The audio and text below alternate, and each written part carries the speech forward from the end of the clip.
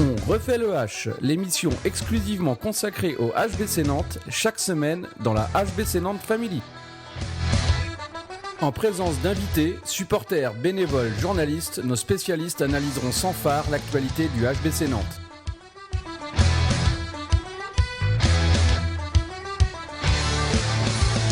Bonjour à tous et bienvenue dans cette 18e émission de On refait le H. Et ce soir, je suis toujours accompagné pour mon plus grand bonheur de Mickaël, abonné depuis 2013. Bonsoir Mickaël. Bonsoir Polo, bonheur complètement partagé et Ça bonsoir Yann. Bonsoir Yann, administrateur. Je peux vous laisser tous les deux si vous voulez. Groupe HBC Nantes. Mais bonheur d'être avec toi aussi. Bonsoir Yann, donc je suis accompagné également de Yann, administrateur du groupe HBC Nantes Family. Bonsoir Paul, salut Mika, bonsoir à tous. Au sommaire de cette 18e émission, nous reviendrons sur le match contre Chambéry. Nous ferons également un focus sur le tirage de la Coupe de France. Nous évoquerons le prochain match du H, celui de demain contre Chartres. Puis nous évoquerons également le match de Coupe d'Europe qui a lieu ce dimanche contre Ademar León. Mais messieurs, commençons tout de suite sur ce match contre Chambéry. Qu'en avez-vous pensé ? J'en ai pensé que déjà c'était un immense plaisir de retourner à la H Arena après plus d'un mois et demi de trêve internationale. Une H Arena bien garnie, un public qui a répondu présent, un moment émouvant. On en avait parlé lors de la dernière émission, mais un moment émouvant avec l'hommage rendu à Thierry Dens, l'arbitre qui est décédé malheureusement trop tôt. Je retiendrai aussi l'émotion de Dominique Bouziane au micro. Je lui passe le bonjour, on l'aime beaucoup. Et on va passer sur le match. Le match en lui-même, c'est pareil que depuis le début de saison, c'est-à-dire qu'on a une première mi-temps un peu poussive, on a du mal à se mettre en route. Alors c'est un match de reprise, mais le problème c'est que c'est comme ça depuis le début de saison. Tous les entames de match sont un peu compliqués, un peu mollassonnes. Chambéry a rapidement pris les devants, on a même été mené de 5 buts à un moment donné en première période. On s'en sort pas si mal d'être à 2 buts seulement à la mi-temps. Malgré tout, je dirais que même si on fait pas une forte impression, l'équipe de Chambéry fait pas une très forte impression non plus, et c'est plus à nous qu'on doit s'en vouloir plutôt que Chambéry qui fait le jeu. Et d'ailleurs, ça se traduit assez aisément en seconde période. Mika, je sais que tu as beaucoup apprécié. La seconde période, elle est juste pas parfaite, mais elle est ce qu'on est en droit d'attendre. D'une équipe de ce niveau-là. C'est un tout autre niveau quand même. La deuxième. On est sérieux, il y a du jeu, ça défend bien, il y a du jeu rapide, ça se passe par les ailes, un peu spectaculaire avec le kung-fu de Cavalcanti. Une excellente période, un Nielsen encore très bon. Oui, c'est pas quand je dis une excellente période, c'est une excellente période, mais c'est pas quelque chose de fabuleux, hein. C'est juste que c'est le niveau que devrait afficher le HBC Nantes pendant 60 minutes. C'est ce qu'on est en droit d'attendre d'une équipe qui a un tel effectif de qualité. Mika, c'est ton avis également ? Oui, globalement, je me retrouve dans les propos de Yann. Si je devais résumer le match en un mot, ça serait rassurant. Parce que c'est vrai qu'on se demandait un petit peu après un mois de pause comment on allait retrouver notre équipe qu'on avait laissée quand même à un niveau très très élevé. La première mi-temps et les 20 premières minutes ne nous ont pas franchement rassurés comme tu viens de le dire Yann, où je pense tout simplement qu'on manquait un petit peu de repères, un petit peu de match. Ça manquait de liant, ça manquait les joueurs avaient du mal à se trouver en phase offensive. Il y a eu des petits coups tentés tactiques par Alberto Entrerrios d'entrée de jeu avec une 1-5 en défense proposée. Ouais. Ça faisait longtemps qu'on n'avait pas eu ça. J'étais un peu surpris, d'habitude il fait ça pour un joueur en particulier. Là il fait ça sur Faustin. J'ai rien contre Faustin, mais bon, j'étais un petit peu surpris. On a vu Antonio Garcia aussi jouer demi-centre titulaire sur les 20 premières minutes. Ça n'a pas été très très concluant, mais le garçon s'est bien rattrapé en deuxième mi-temps. Et puis, on a senti sur la fin de la mi-temps que le H revenait. On a réduit notre écart, comme tu l'as dit. Je trouve que c'est notamment lié à l'entrée de Nicolas Tourna, qui, avec Roch Félio en défense, a reformé ce duo qui me plaît tant. Et puis, en passant par la défense, le H est revenu, parce que c'est comme ça qu'on est revenu dans le match, en bloquant Chambéry, qui, c'est vrai, n'a pas proposé grand-chose. Non, ça propose pas grand-chose. Et on les a bien bloqués. Emile Nielsen qui est rentré, bien aidé par sa défense, mais lui qui a été très attentif. Et puis nous, devant, tranquillement, on a construit notre jeu. Comme on sait le faire quand on n'est pas trop sous pression, on s'est installé, on a pris les devants. On a eu un petit moment de trou sur les 10 dernières minutes où on s'est dit ça serait dommage qu'on fasse une cagade en fin de match et ça finisse au péno. Et puis finalement non, on a repris les devants pour terminer, je dirais entre guillemets, tranquillement à 3 buts sur un match globalement maîtrisé et une qualification pour les quarts de finale rassurante, comme j'ai dit en commençant mon propos, pour la suite qui arrive très vite. C'est ça, c'est ce que tu dis, on ne peut plus juste. C'est rassurant parce qu'après un mois de trêve internationale, on ne sait pas trop où on en est, en tout cas nous spectateurs. Mais plus que rassurant, je dirais que c'est encourageant parce que j'ai particulièrement bien aimé la prestation d'Alexandre Cavalcanti. Je pense que l'Euro avec le Portugal lui a fait du bien. Il n'a pas joué énormément, mais le peu qu'il a joué, il l'a bien fait. Il a 5 sur 5, c'est ça, hein. Et au tir et il a pris en fait des initiatives, ce qu'on lui demande de faire depuis le début de saison, c'est-à-dire de ne pas avoir peur d'y aller. Il y est allé, il y est bien allé, donc ça m'a fait plaisir. Alors juste petit bémol sur Cavalcanti, oui, sur le tir, oui, je suis content qu'il prenne ses tirs, je l'ai suffisamment réclamé. Par contre, lorsqu'on lui a demandé un petit peu de construire un peu le jeu, il y a quand même quelques passes il a vraiment pas été inspiré, un petit peu pâteau techniquement parlant, sur des passes complètement à contresens. Alors quand tu le lances pour aller tirer, ça a été très bien, et là il a pris ses responsabilités. Dans le jeu, il doit mieux faire, parce que il y a quand même certaines passes, je suis assez convaincu que c'est pas son niveau, il doit être plus concentré là-dessus. Ah non, mais il y a du progrès. Mais il y a du progrès, mais bémol quand même. Ouais, c'est pour ça que je dis que c'est encourageant. J'ai aussi bien aimé, et t'en as parlé tout à l'heure, Antonio Garcia, qui a eu un peu de mal au début, mais qui après, en seconde période, a fait pas mal d'interceptions, qui était toujours bien placé en défense. Il a vraiment fait du boulot, hein, et donc j'ai vraiment bien aimé sa prestation. S'il peut nous faire ça à chaque fois. J'ai l'impression que c'est un garçon qui a aussi besoin de temps de jeu. On lui en a vraiment donné très peu en première partie. C'est ça. Et puis surtout, il joue un poste d'arrière droit qui n'est pas son poste à la base. Donc. Là, il a eu du temps de jeu et il est monté en puissance au fil du match. Ça sera pas le meilleur joueur de notre équipe, clairement, mais en tout cas, il est monté en puissance sur ce match et ouais, comme tu dis, moi aussi, je l'ai trouvé plutôt bien sur la deuxième mi-temps. Et s'il fait des prestations pareilles à chaque match. On est en droit de se poser la question de savoir si on a besoin d'un autre arrière droit actuellement, parce que si lui joue comme ça avec Lazarov et à son niveau comme depuis le début de saison, très bon, hein, Lazarov. Bon, il y a une ou deux passes un peu ratées, mais la première mi-temps, les 20 minutes que j'ai évoquées qui n'ont pas été bonnes, c'est lui et Dumoulin sont les deux seuls bons à ce moment-là. C'est lui qui met les 2 premiers buts. Ouais. Il a bien tenu la baraque. Et puisqu'on en est sur les joueurs, j'en rajouterai un qui m'a beaucoup plu, mais là c'est une tendance habituelle, j'ai envie de dire, avec lui, c'est Rakovnicek. Son entrée en deuxième mi-temps a été salvatrice. Ouais. Il a vraiment apporté sa vitesse, sa technique, sa malice dans le jeu. Il a fait des débordements, des passes qui viennent d'un petit peu nulle part. Plus on avance dans le temps et plus j'apprécie ce que ce joueur montre sur le terrain. Les gardiens aussi ont été bons, hein. Avec Emile qui a été un peu au-dessus parce que c'est toujours un peu plus spectaculaire. Cyril tient la baraque en première mi-temps quand on n'est pas terrible. Hein. Mais Cyril fait une bonne première part. Mais c'est vrai qu'Emile est...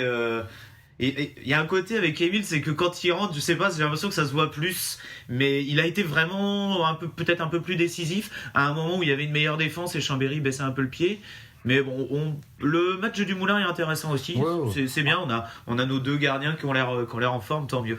Mais juste quand tu parles d'Emile, je finirai juste là-dessus. Il y avait un ami qui était présent, Damien, que je salue, qui ne connaît pas grand-chose en handball, et par contre qui est un amoureux du FC Nantes et qui connaît particulièrement bien le football. Et quand il a vu Emile Nielsen en seconde période, il a un peu souri parce que le morphotype du joueur, il m'a dit que la cantine au HBC Nantes devait être bonne. Et les prestations des 1000 l'ont convaincu très rapidement. Et oui, mais ce mec est hyper impressionnant. Toujours se méfier des gens qui ont un petit peu dans bon point, comme ça. Mais voilà, je pense qu'il y a ce côté-là aussi chez Emil Nielsen qui fait que c'est un peu le chouchou. C'est le chouchou de la Charena. Voilà, et que quand tu disais qu'on le remarque un peu plus, bah oui, on le remarque un peu plus parce qu'il n'a pas le morphotype du joueur de haut niveau, alors qu'il est au-delà du hyper morphotype, spectaculaire. mais il y a un visage assez poupon, assez jeune aussi, et du coup, forcément, jeunesse ne rime pas avec expérience. Et effectivement, quand on le voit faire des matchs pleins où il vient sauver des situations, où des fois il relance aussi par certains arrêts la dynamique collective, et ben là aussi, ça permet de galvaniser une équipe, et c'est vrai que c'est pas commun, quoi. Ouais. Non, mais le seul coup, pas de bol pour lui, c'est qu'il évolue, il est danois et qu'il a 2 très grands gardiens devant lui et qui l'empêchent pour le moment d'être sélectionné, même s'il a fait la Golden League, mais d'être sélectionné pour les compétitions internationales. Mais bon, c'est qu'une question de temps. Ça viendra, il est très jeune et puis il joue dans un des meilleurs clubs d'Europe, donc tout va bien. Puis d'autres ont connu ça en d'autres temps, en équipe de France, où la voie était bouchée aussi parce qu'il y avait du monde devant. Bon, messieurs, on n'a rien de plus à dire sur ce match contre Chambéry, si ce n'est qu'on était content de cette deuxième mi-temps. Et de la qualif aussi. Hein, oui, également, bien sûr. C'est-à-dire qu'on est qualifié en quart de finale de Coupe de France, donc c'est pas rien. Et bien justement, on continue sur le tirage de la Coupe de France, qui a eu lieu aujourd'hui, et donc le H affrontera Ivry. Et je crois, Mika, que tu voulais nous dire 2 petits mots à ce sujet, justement. Oui, au sujet des huitièmes de finale, je voulais simplement rappeler un petit peu les résultats. Comme ça, on va connaître les équipes qui vont nous accompagner en quart de finale. Donc Dunkerque est allé gagner à Saint-Raphaël 31-27. Montpellier a écrasé Célestat 36-15. 10-15, oui, le Minitel. Voilà, une petite référence aux plus anciens. Chartres est allé gagner 33-30 à Tremblay. Aix s'est imposé au penalty contre Nîmes. Ivry, notre futur adversaire, est allé gagner à Cherbourg 33-22. Et Créteil a battu Billère à domicile 33-20. Et Paris est allé gagner à Ajaccio, la dernière équipe de nationale en liste, 39-25. Du coup, pour les quarts de finale, ça nous donne Nantes-Ivry, comme tu l'as dit. On aura également Créteil qui recevra Montpellier, Aix qui recevra Chartres et le PSG qui recevra Dunkerque. Ouais, voilà. Des belles affiches et en même temps, on va dire que les favoris logiques sur les 4 matchs devraient normalement se qualifier parce qu'il n'y a pas de crunch, on va dire, il n'y a pas de gros choc.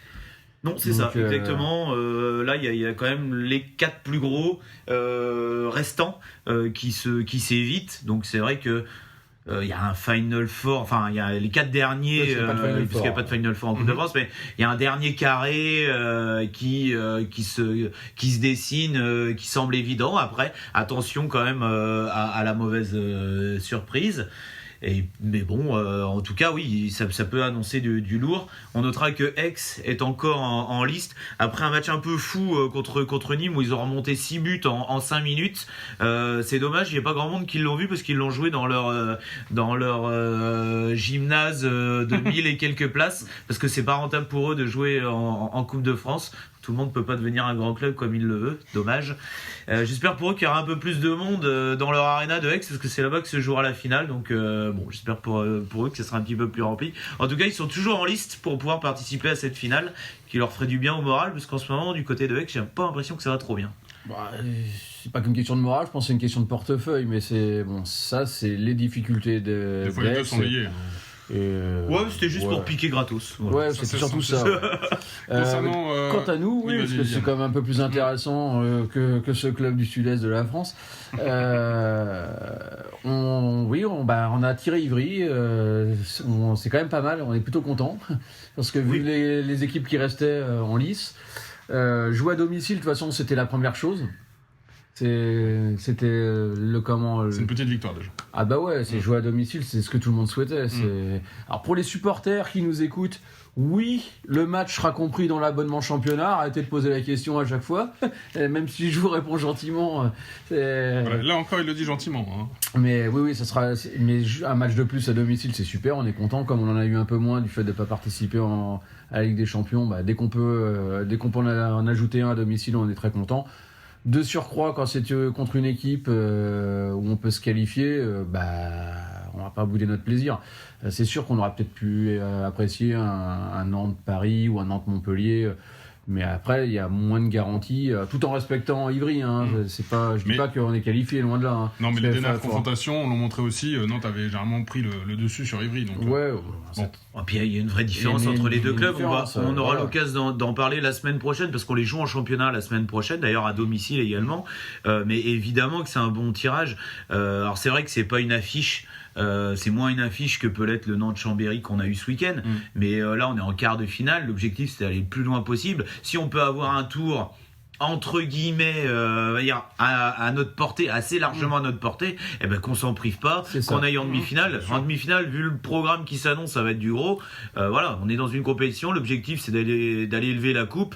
Si on peut avoir un tour un peu facile, sans manquer de respect à Ivry, on prend. Et en plus à domicile, donc effectivement. C'est ça. Et outre la potentielle qualification, parce qu'il faut le gagner aussi ce match-là pour se qualifier en demi-finale, il y aura quand même l'intérêt de voir notre futur pivot, Mathieu Bataille, qui joue à Ivry. Donc pour ceux qui ne le connaissent pas, parce qu'il y en a pas mal qui étaient un peu chafouins quand ils ont appris la signature de Mathieu Bataille, parce que c'est sûr que c'est pas un nom qui parle comme un international, ça sera l'occasion de voir le boulot qu'il peut faire en défense, parce que c'est quand même un très bon défenseur. Et puis pour dire que cette équipe d'Ivry, elle n'est pas complètement ridicule non plus, il y a son frère, Benjamin Bataille, qui a signé à Montpellier l'année prochaine, qui sera demi-centre de Montpellier l'année prochaine avec Diego Simonet. Et donc c'est pas une équipe de peintres, on est au-dessus, on est bien au-dessus, mais faudra pas prendre ce match-là à la légère. Bon, mais si on va continuer justement sur les matchs à venir, c'était la question du sondage de la semaine. On vous demandait sur les matchs qui allaient venir, lequel était celui que vous attendiez le plus. Et bien justement, messieurs, quel est le match à venir que vous attendez le plus ? À savoir qu'il y a 8 matchs au mois de février, donc il y a 8 matchs, parce que 9 avec celui de Chambéry qu'on vient de jouer. Le programme est particulièrement copieux, 6 à domicile, donc nous on est contents. Et le match qu'on attend le plus, Mika, et toi ? Moi j'ai mis Magdebourg parce que j'aime particulièrement la Coupe d'Europe. Je croyais que t'allais dire j'aime particulièrement la saucisse. Le moment gênant Diane. Même Polo est dépité, il l'aurait pas fait. En fait, je suis triste parce que normalement c'est mon moment et là on vient de me le souffler en beauté, j'avoue, mais écoutez, on fera peut-être un prochain sondage sur l'amour que porte Mika à la saucisse. Vous aurez tout loisir de vous exprimer sur le sujet sur le groupe. Reprenons Mika plus sérieusement. C'est difficile donc Magdebourg, donc pas pour la saucisse mais parce que j'aime la Coupe d'Europe et le côté un peu exotique de cette compétition. C'est souvent des super ambiances électriques et puis là Magdebourg c'est quand même l'un des meilleurs clubs allemands.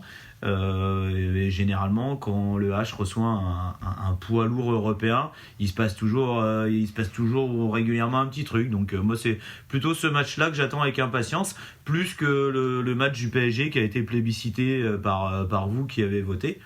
Même si le match du PSG sera une belle affiche et me fait plaisir, mais voilà, moi j'ai plus mis Magdebourg pour la Coupe d'Europe, l'intensité, la nouveauté aussi. C'est pas un club qu'on joue si régulièrement que ça, donc voilà, moi ça me plaît bien. Yann, de ton côté, le match que tu attends ? Le PSG, sans surprise, pour les mêmes raisons que tu as évoquées, c'est-à-dire c'est une des meilleures équipes et c'est un grand d'Europe. Donc même si on les joue plus régulièrement que Magdebourg, qu'on joue pas souvent, ça date un petit peu maintenant, mais aussi parce que je crois qu'on peut, si on est sérieux, on peut aller les chercher. Ils n'ont aucune défaite pour l'instant, mais bon, si on peut être les premiers à les faire tomber, ce sera avec grand plaisir. Ils doivent aussi rencontrer d'autres équipes. Pourquoi Montpellier ne les battrait pas ? Pourquoi Nîmes n'irait pas les emmerder ? Pourquoi ? Donc faut y croire tant qu'on est dans la compétition et tant que tout n'est pas fini. Et même pour la deuxième place, gagner contre Paris, ça permet quand même d'asseoir un petit peu pas ta notoriété, mais tes ambitions, on va dire, vis-à-vis de tes concurrents directs. Donc, et puis juste parce que c'est un club qui m'emmerde aussi, voilà, ça c'est. Je vais être. Je me disais bien qu'il manquait un détail dans ton explication. C'est le côté, j'arrive avec mes pétrodollars pour rapatrier des bonhommes et monter une équipe de toutes pièces parce que le Qatar est un sport qui intéresse les Qataris, le handball, pardon. Et handball est un sport qui intéresse les Qataris comme le football. Hein. Étonnamment, ils n'ont pas investi dans une équipe de curling ou de hockey sur glace, hein, parce que tout le monde s'en fout là-bas au Moyen-Orient. Ils n'étaient pas une contradiction près, ils étaient prêts peut-être à faire une patinoire avec un bilan carbone désastreux chez eux. Ils font bien une Coupe du Monde avec des stades climatisés par 50 ans. Pourquoi pas des JO d'hiver au Qatar. Mais bon, voilà, j'aime beaucoup le Paris Saint-Germain, ce qu'il était avant. J'aime moins le Paris Saint-Germain, ce qu'il est. Moi, les trucs montés de toutes pièces, même si ça tire le championnat vers le haut, c'est pas trop ma tasse de thé, quoi. Voilà. Bon, écoutez, moi, c'est comme Aix dont tu parlais tout à l'heure. Moi, le match que j'attends le plus, c'est celui de ce dimanche contre Ademar León. Et je crois qu'on va en parler très bientôt dans l'émission, donc on va pas en dire plus, mais l'occasion de retrouver ce niveau de HF à la maison, ça fait un événement en plus à ne pas manquer.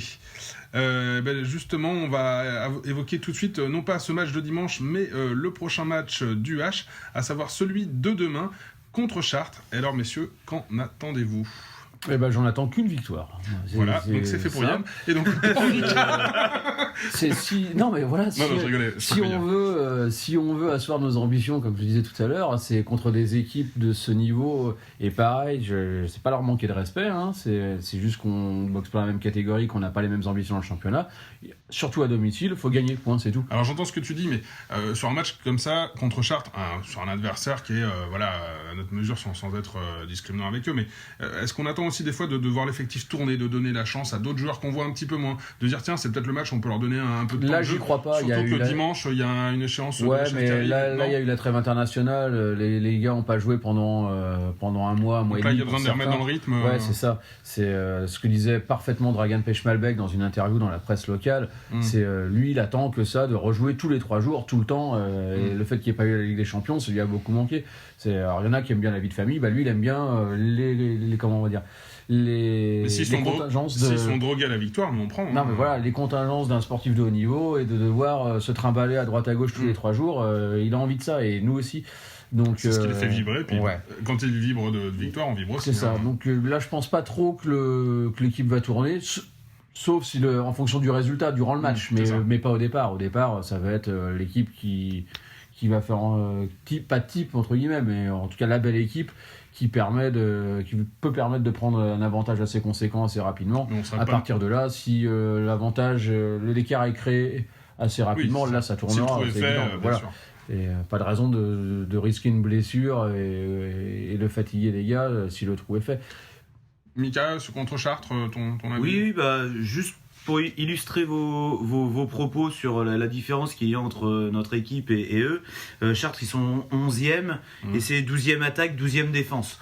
Donc oui, il y a une grosse place. Ils sont à leur place, donc oui, il y a une énorme différence entre eux et nous, clairement, déjà sur le papier et même sur les résultats qu'il y a eu cette année. Donc on peut pas espérer autre chose qu'une victoire. Après, je suis assez d'accord, les titulaires vont démarrer, Entre-Rios va certainement aligner la grosse équipe d'entrée, mais moi pour revenir sur le sujet que vous avez abordé, j'ai assez hâte de voir un petit peu la gestion de l'effectif d'Alberto Entre-Rios. On l'a répété plusieurs fois depuis le début de l'émission, il y a beaucoup de matchs au mois de février, il y en a un dimanche, mais il y en a un autre dès mercredi, il y en a un autre dès le dimanche, ça va jouer tous les 3 jours. L'effectif, il va falloir le gérer, et donc mais ça, on est d'accord, durant le mois de février, je pense qu'il va gérer, mais même pas dès le deuxième match. Demain, pour moi, dès demain, il faut commencer à gérer l'effectif. Surtout si on arrive à prendre un gros écart dès la première mi-temps. Je suis assez convaincu qu'un petit peu à l'image de ce qu'avait fait Entre-Rios, notamment en fin de saison, quand il a fallu faire souffler un peu, si on prend 7-8 buts d'avance en deuxième mi-temps, on va faire tourner, quitte à finir à 3-4 buts. De toute façon, ça sert avec la différence particulière qui compte pour le classement, ça sert à rien de punir Chartres de 15 buts demain. L'important c'est de prendre les 2 points, ça c'est évidemment essentiel, on peut pas cracher là-dessus, pas du tout. Mais ce qui va être important aussi, c'est de garder un maximum de frais le plus longtemps possible, et on rejoue dimanche pour un match qu'on va aborder après qui est super important pour la Coupe d'Europe. Donc moi j'attends de voir justement comment il va gérer un petit peu cet effectif. J'avoue que c'est un des points qui va vraiment m'intéresser. Justement, sur le déroulé du match, on attend que le trou soit fait en première pour qu'après on puisse gérer en fonction de la fatigue, de faire rentrer tel ou tel joueur. Ça serait l'idéal. On aimerait bien, ce serait l'idéal, comme dit Mika. Après, va falloir qu'on commence que nos entames de match, soient un peu différentes que de celles qu'on a jusqu'à présent depuis le début de saison. Contre Chambéry, on a refait le même coup, c'est-à-dire que c'était encore mollasson, on est obligé de revenir, on est obligé. Voilà, donc si on veut se mettre à l'abri rapidement, comme au niveau de la fatigue et au niveau de la gestion de l'effectif, il va falloir creuser l'écart assez rapidement. Ouais, ça, c'est sûr. C'est sûr que si à la 50e minute on a un but ou deux d'avance, Entre Rios va pas prendre le risque de tourner. Non, parce que le nerf de la guerre, ça reste quand même le championnat. Voilà, l'objectif principal, tout le monde le répète assez largement, c'est conserver la deuxième place. Et pour conserver cette deuxième place, on a à tout prix besoin de ces 2 points contre Chartres. On peut pas se permettre de les perdre contre eux. Donc on a besoin de ces points et Entre Rios mettra toutes ses forces vives pour prendre les points. C'est pour ça que j'attends de voir justement de notre équipe qu'on se mette à l'abri assez rapidement, même si on doit passer une soirée un peu tranquille et peut-être un peu s'embêter en deuxième mi-temps, mais qu'on fasse le maximum de frais pour la suite des compétitions qui arrivent, et notamment pour le match de dimanche. Justement, tu me fais une transition rêvée, Mika, sur ce match de dimanche contre Ademar León, donc un match de Coupe d'Europe. Et je crois que justement, tu voulais nous dire, c'est bien que tu aies la parole, parce que tu voulais nous dire 2 petits mots à ce sujet. Hein. Oui, c'est juste pour vous présenter un petit peu ce club d'Ademar León pour ceux qui ne le connaissent pas. Club créé en 1956 dans la ville de Léon. Donc un club qui ne date pas d'hier, qui s'est construit un petit palmarès quand même, avec un titre de champion d'Espagne, une coupe d'Espagne, 2 coupes Asobal, qui est la coupe de la Ligue espagnole, et 2 titres européens, 2 coupes de vainqueurs de coupe. Alors ce palmarès, ils l'ont construit avec quelqu'un qu'on connaît bien du côté du HBC Nantes, Oui.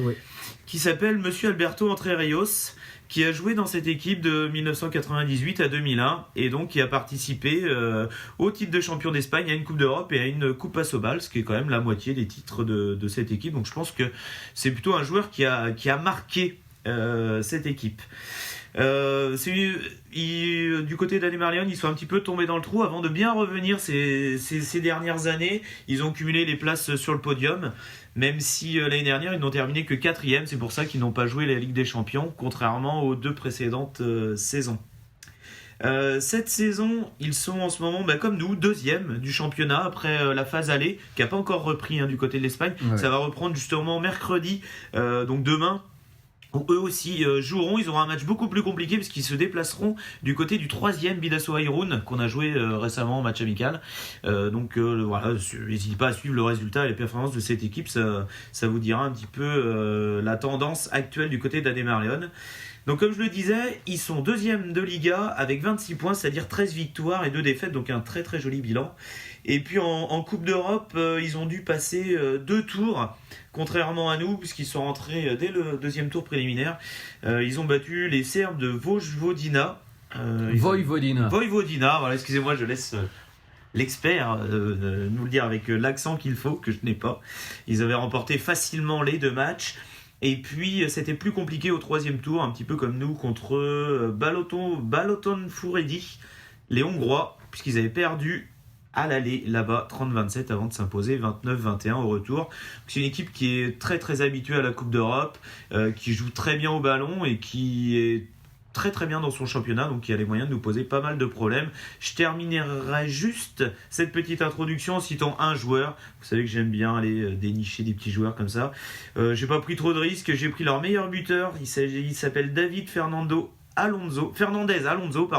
Il est arrière droit, un joli bébé d'1m96, 24 ans. Il a mis 83 buts en Liga Asobal. C'est certainement le joueur à surveiller sur la base arrière espagnole pour dimanche.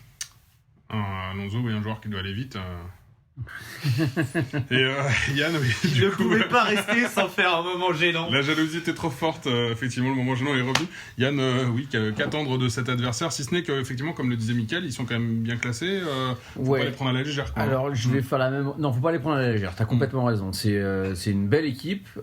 Après, je considère que le H est au-dessus.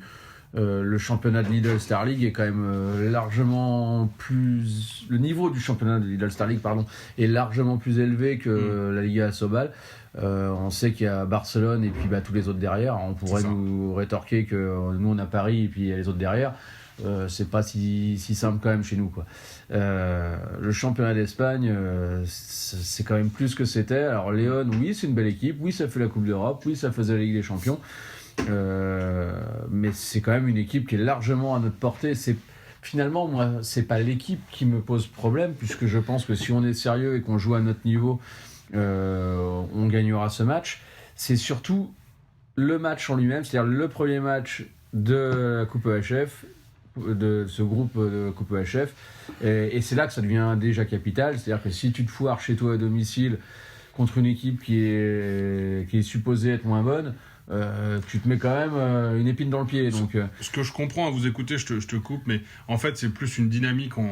L'idée c'est aussi que les joueurs soient mis dans un état d'esprit où on enchaîne les victoires et on se pose pas de questions sur l'adversaire. Mais c'est exactement ça. Et quand t'as ambition, pour moi si, et quand t'as ambition d'aller au Final Four de Coupe EHF, voire de remporter cette Coupe EHF, tu peux pas te permettre de perdre contre une équipe comme Léon. C'est une bonne équipe, mais après, je reste très prudent parce que lorsque je vois toutes les difficultés qu'on a eues pour se qualifier contre Arendal au tour précédent, après c'était pas la même chose. C'est-à-dire que si à Arendal on était largement au-dessus, je pense qu'on avait une pression pas possible et que si on passait pas et qu'on prenait la trappe, c'était un échec sportif, mais c'était aussi un échec financier. Là maintenant. Après Arendal, on était à un moment un peu différent. On n'avait pas des bons résultats, on avait des résultats moyens en championnat. On avait les bons résultats, mais on n'avait pas la manière. Voilà. Et puis mentalement, on sentait que ça tournait pas très clair. Ouais. Là, j'ai l'impression qu'on a acquis quand même une certaine sérénité. C'est ce qu'on a ressenti